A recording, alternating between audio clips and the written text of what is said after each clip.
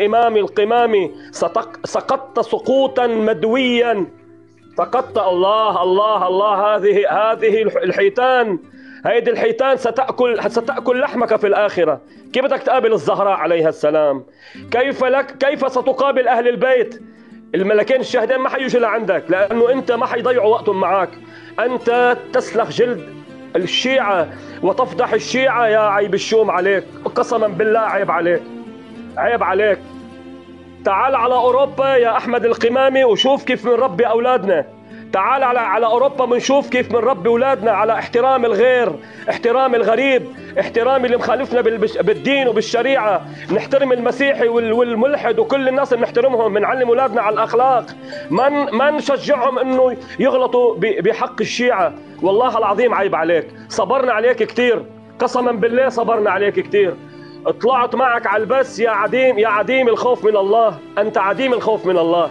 طلعت معك على القصد بكل احترام، وكان معك هذا الداعشي البغدادي. قلت لك يا بغدادي أنت عم تكذب. الشيخ علاء ما هرب منك، أنت عملت له حظر. بيقوم يشتم والدي، بيشتم أمي ووالدي ببثك وأنت ساكت. أنت حاطط حذاء بحلقك، ما دفعت عني. تعمل لي حظر. أول ما دخلت على القصد على التيك توك، انت يا امامي يا قمامي، اول ما دخلت مين استقبلك؟ مش ابو حسن استقبلك؟ مش هذا العبد الفقير طلع معك على القسطن وابو حسن وقلنا لك اهلا وسهلا فيك ونحن اخوانك؟ ابو حسن قال لك كل اخواني ومشرفيني بخدمتك ونحن معك وان شاء الله نحن بنساعدك.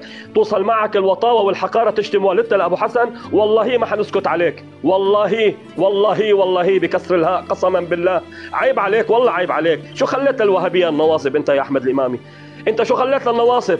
لكن ما العتب على الناصب اذا يتجاوز علينا ويسبنا ويسب الشيعه ويسب المراجع. نحن مسامحينه للناصب لانه هذا دينه قائم على الشتم والهتك الاعراض. اما انت المدعي انك انت رجل دين، انت ما لك علاقه بالتدين. قسما بالله، اولا انا اكبر منك سنا، اكبر منك سنا، تحترمني غصبا عليك وغصبا على اللي رباك. انت اي مرجع رباك؟ اي مرجعيه؟ كلهم بريئين منك، كلهم تاج الراس المراجع كلهم.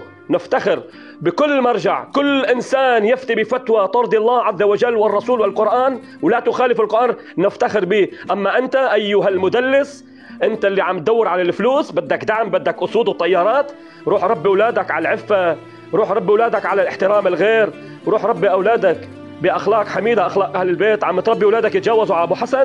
ابو حسن تاج راسك، والشيخ علاء تاج راسك، والشيخ المالكي تاج راسك، والحج ابو ياسين اخونا الكبير تاج راسك. عيب عليك. روح اتكي الله، فاتح بس ليل نهار. عم نروح على شغلنا الصبح نلاقيك فاتح بس، بعد الظهر نجي على بيتنا من الشغل فاتح بس، بالليل للصبح فاتح بس. شو بدك فلوس؟ إلنا والله بنبعث لك فلوس، بس ما تهتك اعراض الشيعه. روح اعتذر من الله عز وجل ومن اهل البيت، وتسامح من المراجع، وتسامح من والد ابو حسن. وين بدك تقابل الله انت؟ وين؟